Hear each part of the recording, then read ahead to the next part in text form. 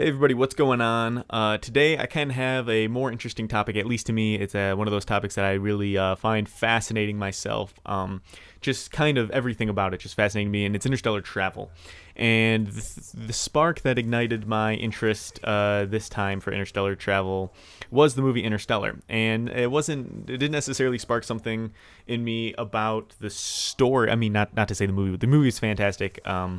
But it sparked a kind of a knowledge for me wanting to know about real interstellar travel and not just the interstellar travel journey specifically made in the movie. I wanted to know more about interstellar travel as it relates to real life and not just movies.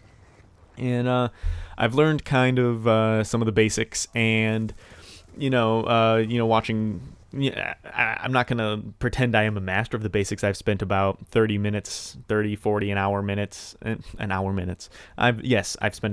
I've spent a half hour, about around that amount of time just doing some kind of basic research.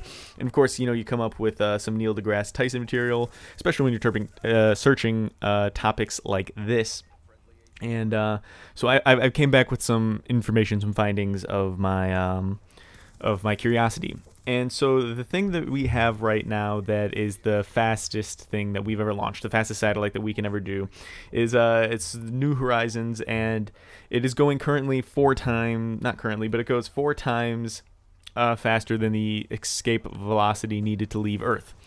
And it's headed to Pluto, and from Pluto it's going to leave the solar system, and it's going to get to Pluto in 8 years, 10 months, and 15 days.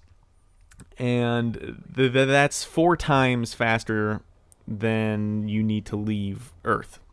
And it's not, the speed of light, obviously. We don't have anything that can go the speed of light.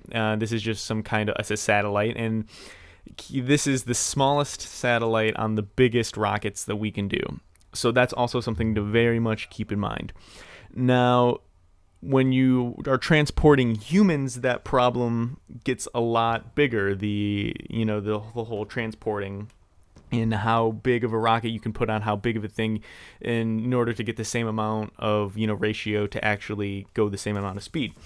And the nearest star that we have is 50,000 years away.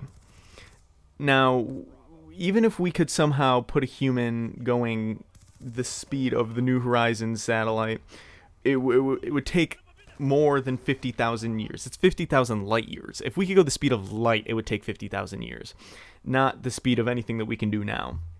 So, and keeping that in mind, our galaxy, in order to leave our galaxy to have interstellar travel, we would have to go 100,000 light years. We'd be traveling 100,000 years at the speed of light. So if you combine all those 3 factors of New Horizons, where the nearest stars are, and how wide our galaxy is, we're probably not going to leave the solar system, at least in my lifetime. But so what if you solved all the problems, the list of problems that the papers of, pages of lists that you would have of problems to have to solve those in order to actually to leave the solar system.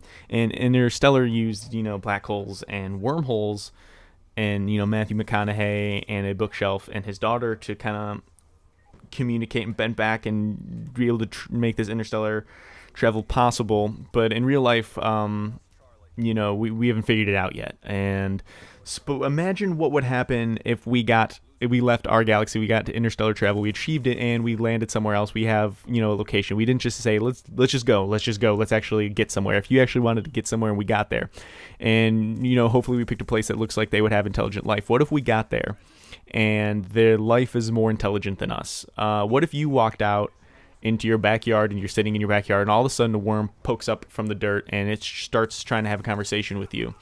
Or any kind of animal, just any kind of animal runs out of the woods, tries to have a conversation with you, and you're like, okay, I can't communicate with you, leave me alone. Eventually, it's persistent. Eventually, it's going to kill you, right? So imagine if we came into something so much smarter to us. Like, you wouldn't try to converse with a worm. Why would a god try to converse with humans, especially if you just popped up at their home? So it's definitely something to think about. It's been something that I've been thinking about, since I've seen Interstellar, and it's just kind of sparked this whole kind of curiosity thing in me, and it's just made me really, really curious. And I think each and every step of interstellar travel is more interesting than the last. Number one, the how you would actually do it is really interesting. The when you're doing it, how you would solve the problems of getting there. That's interesting. The what you would do when you got there is interesting to me. But anyway, that's basically all the time I have left. Hopefully, someone else has this same shared fascination in this. But anyway, thank you guys for watching. I do appreciate it. Like if you enjoyed it and share it so someone else can see. I'll see you guys later.